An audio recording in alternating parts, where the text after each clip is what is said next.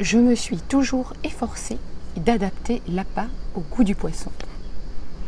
Alors, qu'est-ce que vous suscite cette phrase? On va en parler dans quelques instants, mais avant je vous invite à aller télécharger sous la vidéo, j'ai un petit cadeau pour vous.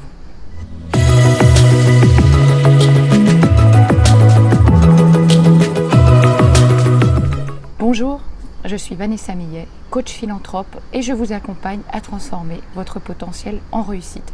Alors cette phrase, elle ne vient pas de moi, mais je l'aime beaucoup et je l'ai prise de ce petit bouquin là, je ne sais pas si vous le connaissez, mais pour moi c'est un véritable petit livre de chevet. Il est plein d'astuces vraiment sur notre manière de communiquer. Vraiment, je vous le recommande si vous voulez améliorer votre communication, votre relation avec les autres. C'est vraiment plein d'astuces. Alors, pour en venir à cette petite phrase, qu'est-ce qu'elle veut dire? Je me suis toujours efforcée d'adapter l'appât au goût du poisson. Vous savez, dans notre quotidien et ces choses super naturelles, dès lors qu'on a un échange, une interaction avec quelqu'un, je ne sais pas si vous avez remarqué, mais on ne peut pas s'empêcher de parler de nous, de ce que nous, on désire, sans forcément prendre en compte ce que l'autre, lui, désire. Et à un moment donné, croyez-moi, si vous voulez vraiment influencer quelqu'un à faire quelque chose pour vous, si vous ne suscitez pas son désir, vous allez faire un flop. Donc, au lieu de vous intéresser toujours à ce que vous désirez, vous, parce qu'en réalité, sans vouloir être désagréable, mais la personne en face, quelque part, elle en a que faire. Si vous intéressiez plutôt à ce qu'elle désire, réfléchissez-y. Si vous avez envie d'emmener quelqu'un à faire quelque chose pour vous, éveillez son désir, suscitez son intérêt. Réveillez sa curiosité. Et pour ça, intéressez-vous sincèrement à elle. Posez-lui des questions. Aidez-la quelque part par votre questionnement, votre réflexion, finalement à l'amener à ce qu'elle désire, à ce qu'elle veut elle. Ça, vous verrez, c'est très efficace et vous obtiendrez vraiment des résultats probants. Mettez-vous à la place de l'autre. Je crois que peut-être qu'un des plus grands secrets de la réussite, c'est de réellement savoir se mettre à la place de l'autre. Mais pas seulement se mettre à la place de l'autre, là on ne va pas assez loin. Mais c'est considérer son point de vue à lui autant que le vôtre. Je vais vous donner un petit exemple. Avec les enfants, ça marche très bien. Dans ce petit livre-là, toujours, à un moment donné, il donne un petit exemple d'un petit garçon qui doit rentrer au jardin d'enfants. Sauf que le petit garçon, il n'a pas du tout envie d'entrer au jardin d'enfants. Il fait une vraie colère, une vraie crise. Les parents ne savent plus quoi faire pour que l'enfant accepte d'aller au jardin d'enfants. Alors, à un moment donné, le père, il réfléchit. Il se dit, bon,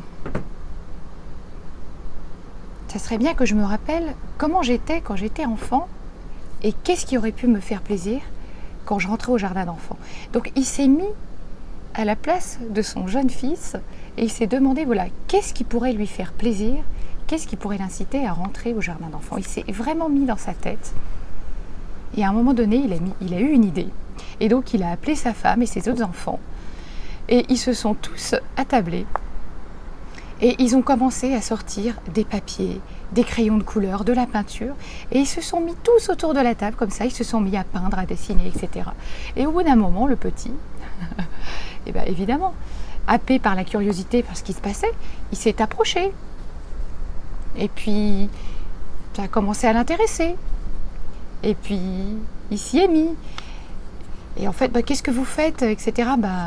Là, c'est génial. On est en train de peindre tous ensemble. On dessine, on peint avec les mains, etc. Et ça, c'est des choses que tu pourras faire aussi au jardin d'enfants. C'est des activités qu'on fait, etc. Sans un mot de plus, sans rien dire.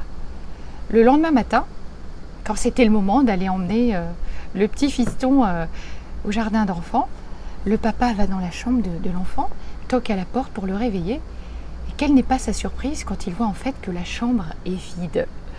Le petit s'était endormi dans le salon et tellement qu'il était pressé finalement d'aller au jardin d'enfants. Donc voilà, ça c'est vraiment j'aime bien cette histoire, mais elle est assez typique du fait que voilà, susciter toujours l'éveil, l'intérêt chez l'autre pour l'amener à faire finalement ce que vous désirez vous. Voilà, ça s'appelle de l'influence positive. On n'est pas là pour manipuler. Il y a un écart très faible en fait entre, je dis toujours, entre manipuler et influencer.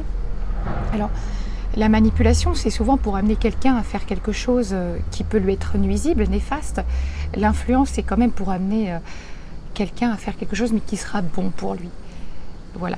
L'autre exemple aussi d'un enfant qui faisait encore pipi au lit, mais finalement, en se mettant à la place de l'enfant, on s'est rendu compte qu'il avait besoin d'autonomie, qu'il n'avait pas encore son lit pour lui tout seul, etc. En fait, il dormait avec sa grand-mère, voilà. Et le jour où il a eu son lit pour lui, il a été le choisir lui-même, ça s'est arrêté. Voilà, donc soyez toujours dans cette idée d'éveiller l'intérêt, la curiosité chez l'autre, et puis surtout, arrêtez de parler de vous. Parlez de l'autre, faites en sorte que la personne parle d'elle.